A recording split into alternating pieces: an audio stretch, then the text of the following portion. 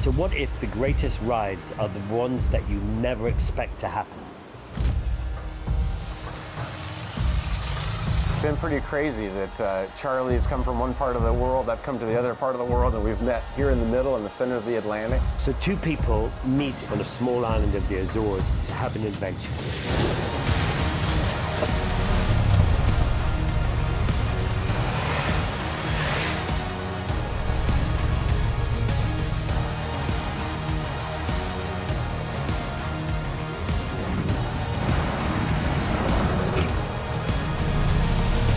Man, what a crazy place this is.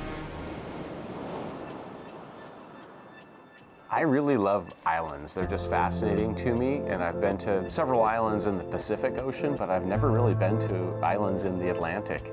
And so this is a part of the world I've never been, so I was really excited to see what it was like. My first thought about the Azores was how tiny it is in the middle of one of the biggest oceans in the world, the Atlantic. So are you ready for our little adventure here? A little bit, I think so. I like the bike. You know, it's always interesting when you go to travel, and if you're going to travel with someone you don't know, you know, there's always a thought of, well, you know, will I get on with this person? Will we have something in common?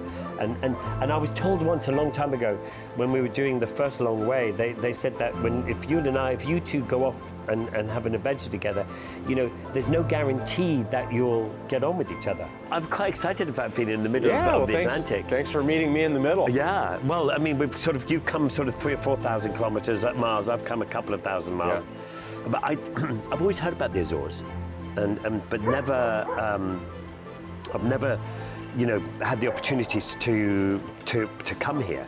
So I just turned 50 years old a few years ago, and in the past I was like, oh, I'll do that in the future, I'll do that in the future, and now I realize there's more days behind me than there are in front of me, and so I try to say yes to the adventure any chance I get.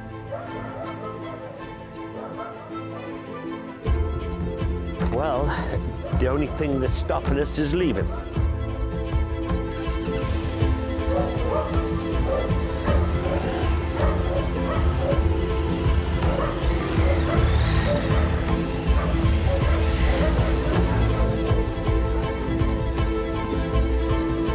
One of the things I love the most about traveling by motorcycle is it is the only thing that makes me feel like a kid again. Just that excitement, being fully present. You're just looking at the terrain, you're smelling things, you just feel the curves and the fun roads that you're on. It just is such almost a spiritual experience. It is so much fun.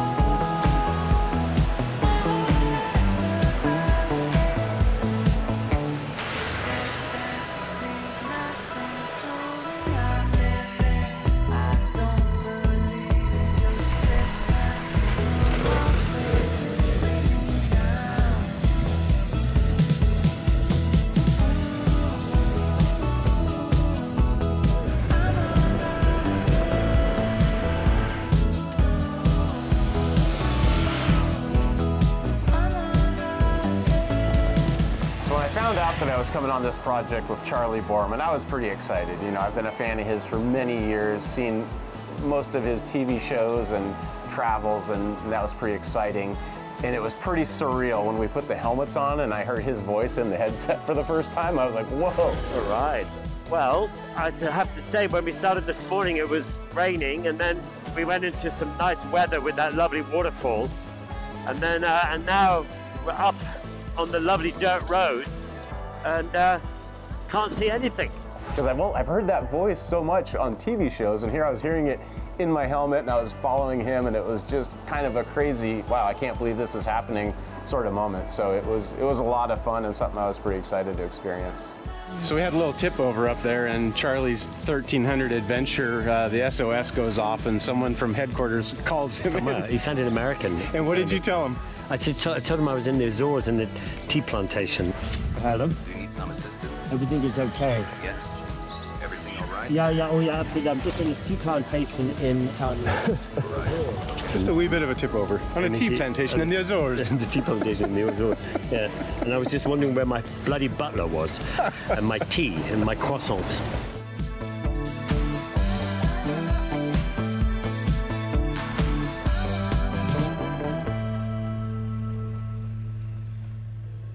I was looking at the map last night of this place, and you know, you live in North America, and you know, the playground is the whole of North America, really.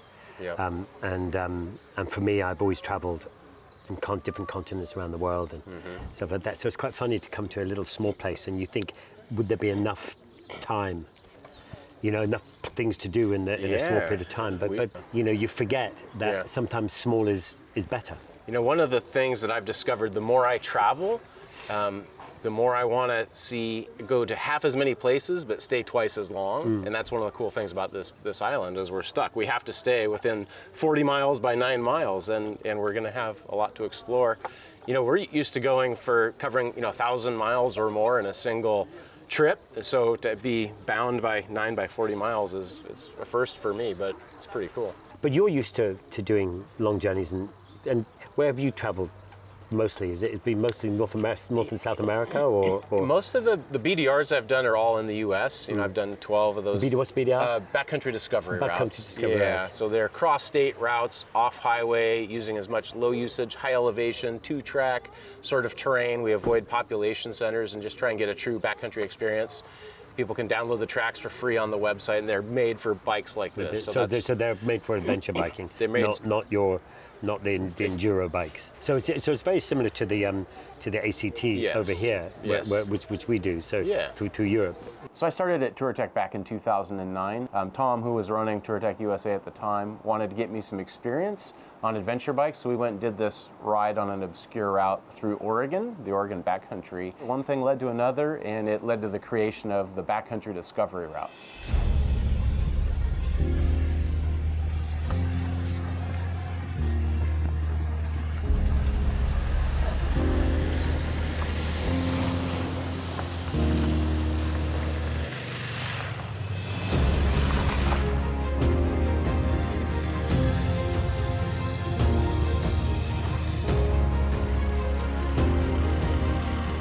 Azores in March are still shaking off the last breaths of winter and are pretty exposed to the elements at that time of the year.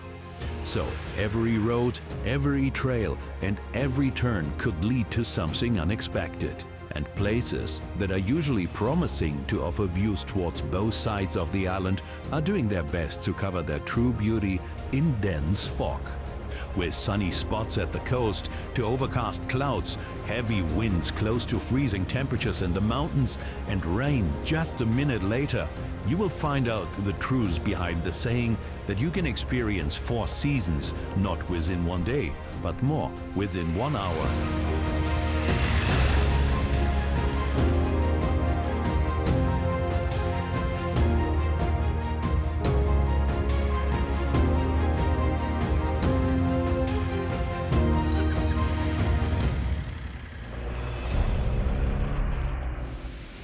What do you think of that?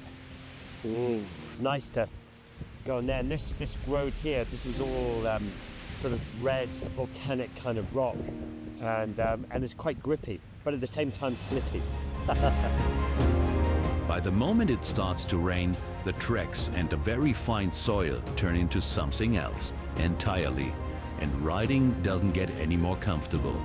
But hey, both the riders and the GSs handle it with confidence, carving down muddy slopes with more rain rolling in from the Atlantic.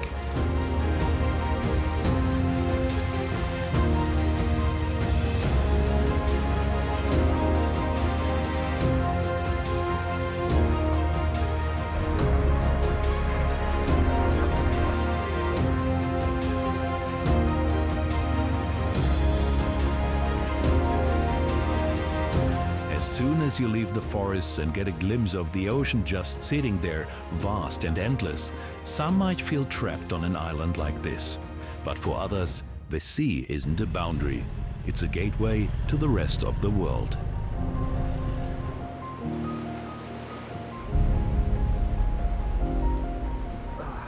I grew up in Ireland. Okay. Yeah. Which is an island. Yeah. And everybody knows your business. I think I eventually left Ireland because, you know, made your escape. I remember at 1 o'clock in the morning taking a pee-pee in the middle of the countryside, and everybody knew about it the next day. But no, for me, I would feel a little claustrophobic. Trapped, a little claustrophobic. I feel when I came, the first day I came here, it was so rough. It was so the pounding waves on the island, and I felt really quite nervous. I just thought one big wave and we're all gone, and there's nothing anywhere for. I mean, 2.5 hours to get from Portugal to here, and 2.5, 3 hours to get to by airplane. By airplane. Yeah. To get to, and you're doing 600-700 miles an hour. Yeah. You do feel a little vulnerable here on those bad weather days. I know when I was climbed on the top of the peaks and it was blowing 30 miles an hour, it was frightening. I kind of wanted to get back down off that. It was a little bit of a scary feeling. But then the other side of it is, which I like about when I lived in Ireland, you know, when it was a really bad day, you just go to the pub.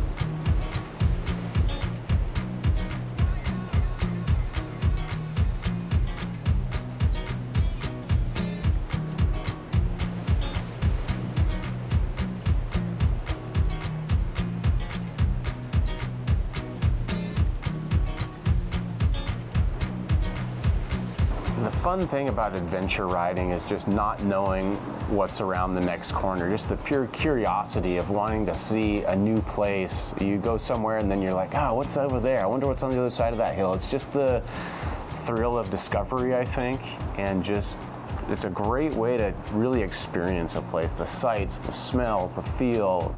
I mean, it's a great place, Azores, and you've got to come along. What I didn't realize was that there's only 130,000 people live on the island, and there are 500,000 cows. My grandfather was a dairy farmer, so they have a special place in my heart, but I cannot believe the amount of Holstein dairy cows that we have seen on this. It almost looks like cows have taken over the entire of São Miguel, which is the largest of the 9 islands of the Azores archipelago. But to learn more about the history of this place that was forged into the ocean by the untamed forces of the earth millions of years ago, Charley and Paul are on their way to meet a local geologist who, by the way, is one of the few adventure bike riders you will meet on this island.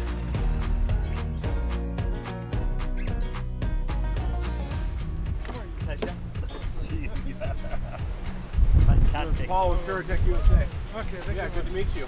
And I'm Charley from London. No, sorry. So this is the island of São Miguel. Yeah. This island of São Miguel started this older part, the oldest part of the island of São Miguel. Then we have this volcano of Furnas. Then we have this volcano of Sete Cidades. We have then 2 islands, and this island go up this side.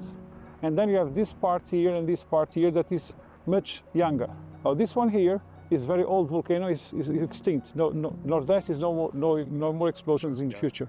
But this one will have eruptions in the future. And then in the last 5,000 years we have more than 10 eruptions here. The last 2 was that one there and that one there. That one was in 1439, 1443.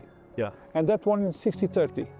Right. So that one was between the first and the second arrival of the Portuguese to the islands. Yeah. So the first time they came here, there is nothing. They come to the island, and then the second time they just land in Povoação Bay, and just they came to that part, higher part there, and so everything was white, and that part was smoking. Yeah. And so, I mean, to go back a little bit to today, there was an earthquake here. Yes. Is that anything to do with this? That volcano was tectonic. You know that the Azores are in the middle of 3 lithospheric plates. Yeah. Yeah. We have the North American, the Eurasian, and the African plate. So the Azores are in the middle of these 3 plates. Yeah. And that was a 5.2 or 4.2? 5.2. Yes. 5.2. Yes. Okay. Yeah. I felt it in my hotel room. I was sitting down and I really felt. I was on the 4th floor. And I could really feel it moving. And what about this one here? I mean, we're looking down at the at the water now, which is this volcano. Is this ready to go again, or? Yes, it can go again. It's an active volcano, so anytime we can have an eruption here. Yes. Yeah. Would there be any warning, or is it? These big volcanoes give you warnings. We have a seismic volcanic network of monitoring all the islands. In this volcano is very. You can see here some seismic stations. We have gas geochemistry stations. We have GPS to study the formation of the ground. So you have all these instruments. We have a 24/7 monitoring every day. You have people working there all the time. Yes.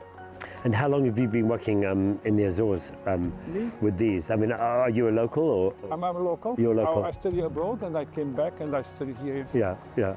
And how long have you been doing? Have you been doing this? 40 years, for 39 years. 39 years. Okay, so you know what you're talking about. So I have a question. We were riding and we've seen some of this lava rock terrain, which makes sense to me, but we've also run into mud that was really slick, like clay. Yes. That's the ash. It's a very fine grain ash of this pumiceous material. Did I hear something about the Azores? If you measure from the sea floor, the Azores is actually a very tall mountain range? There is a platform around the Azores. It's called the Azores Plateau. That is a bathymetric line of 2,000 meters. So all the islands is above 2,000 meters. All the platform where the islands are 2,000 meters deep. Okay. So this island chain exists at the intersection of 3 of the big tectonic plates, and the convergence of those is what caused the islands to appear. So this activity has been happening here for millions of years, and it's still going on. So it was a sign to us of what this place is like from a geological standpoint.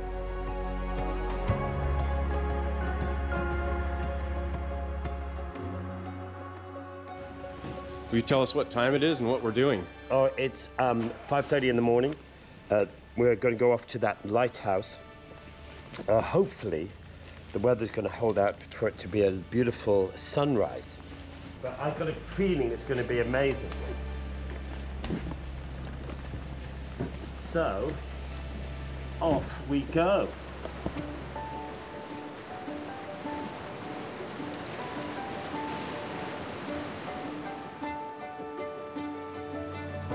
Here we go. Dropping in. What a road to ride. It's a good way to wake up. Once you're up and out and about, you're always very grateful for having made the effort. It's just trying to get down this it's a shame that on video you'll never really quite get an idea of how steep it is, but it really is. Yeah, it's amazing. Look at this corner here. Yeah, it's thrilling. It's You gotta awesome. have just the right amount of momentum and not too much. So you end up in that little drain ditch.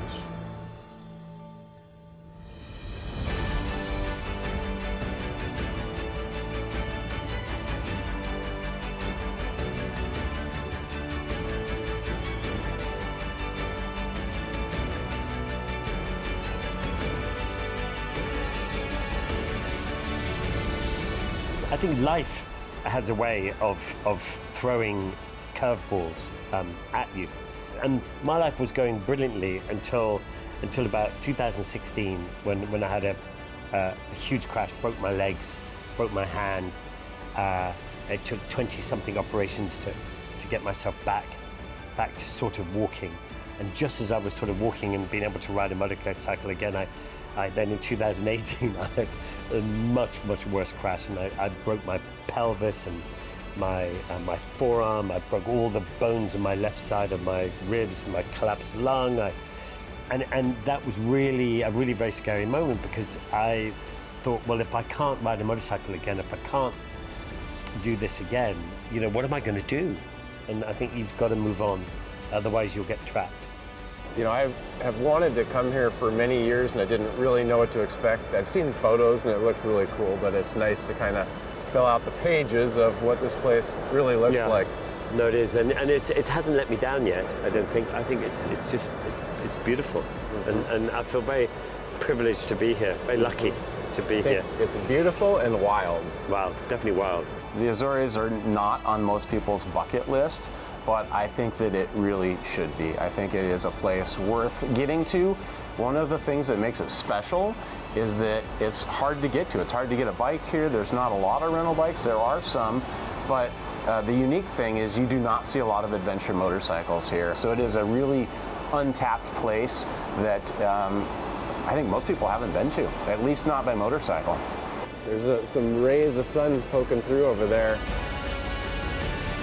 You know, I think us in modern society, we just spend so much time indoors, and I think as humans, we just really need to spend more time outside. We're really outdoor cats, and trips like this just force you to be outside experiencing Mother Nature, and it is just so invigorating and just enjoyable.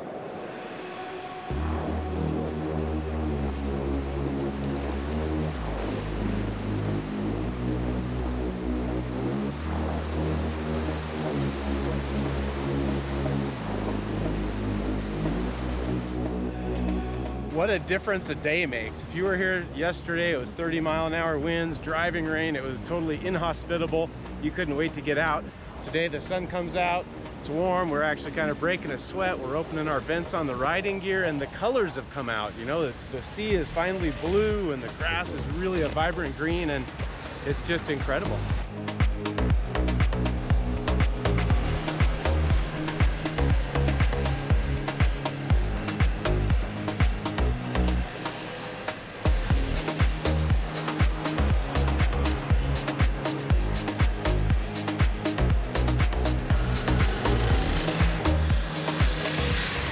My approach to travel is a little more structured than Charley's. This trip has been a little more freestyle. I'm gonna touch do it, yeah. Yeah, ow, fuck me.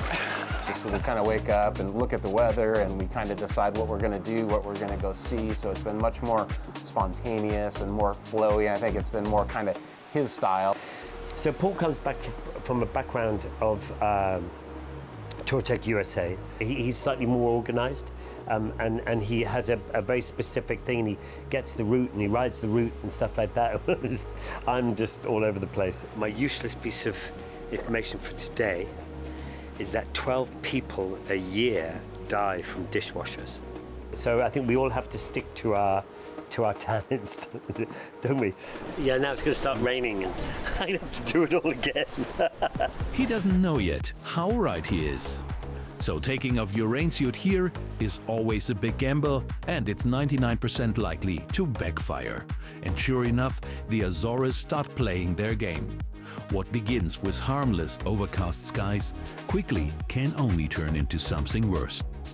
So you should praise the moments in which it is in your hands to get soaked with water.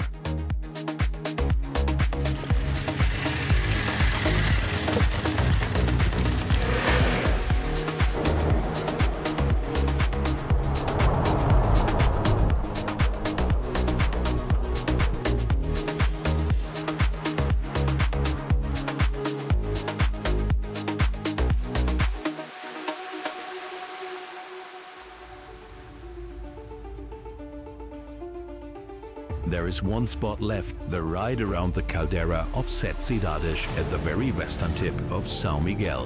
While on the way with a promising start, sure enough the Atlantic weather quickly turns and is about to show its true force once again.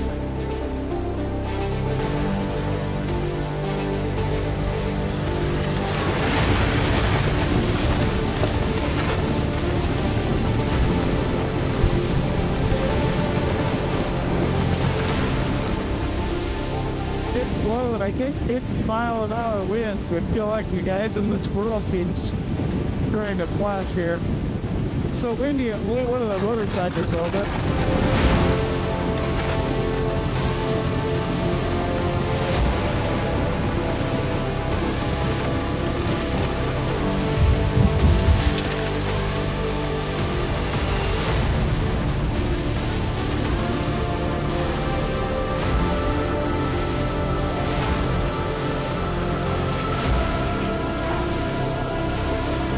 That was one of the biggest saves I think I've ever had in my life. What happened? Everything is fine, just a slow speed tip over, we're good.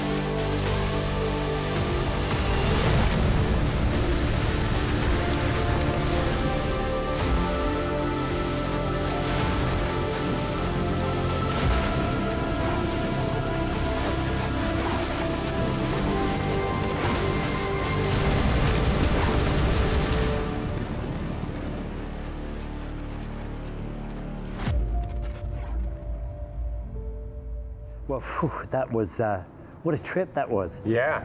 I mean, it's been a whirlwind of these last few days of exploring this island. I mean, we have battled against the weather, haven't we?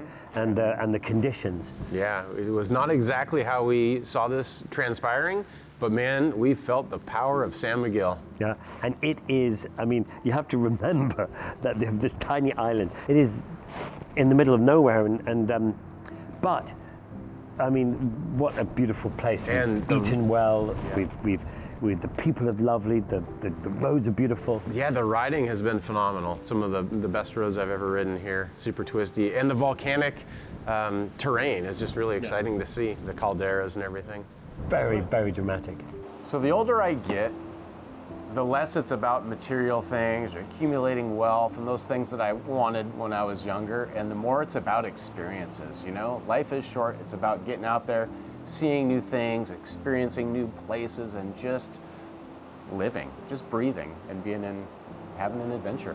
You know, I don't think we're on this planet very long, really, and we have what, maybe 70 years, 80 years if we're lucky. You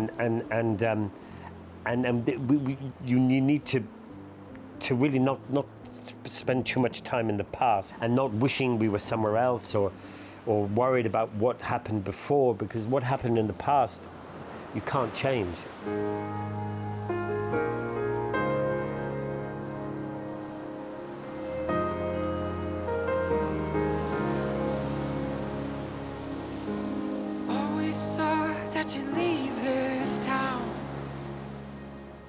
Till you bury that dream beneath the frozen ground. It's a bitter taste that you swallow down. 'Cause you wanna be happy, you just don't know how. And this feels like someone else's life that you were living in. This feels like someone else's body you were trapped within. So maybe you should do what makes you happy. Forget all those lessons that you learned and just go dancing. Life is much too short for you to miss it as it's passing. So don't let it happen, don't let it happen, no. Maybe you should do what makes you happy. No amount of status will make up for what you're lacking. There is not an answer to this question that you're asking. So maybe go dancing, maybe go dancing.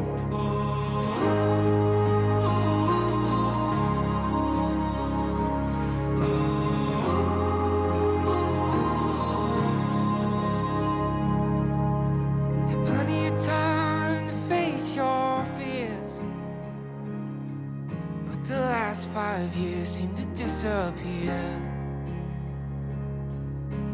Hands on the wheel but afraid to steer, as you waste away all that you hold dear. And this feels like someone else's life that you were living in. This feels like someone else's body you were trapped within. So maybe you should do what makes you happy. Forget all those lessons that you learned and just go dancing. Life is much too short for you to miss it as it's passing. So don't let it happen, don't let it happen, no. Maybe you should do what makes you happy. No amount of status will make up for what you're lacking. There is not an answer to this question that you're asking. So maybe go dancing, maybe go dancing.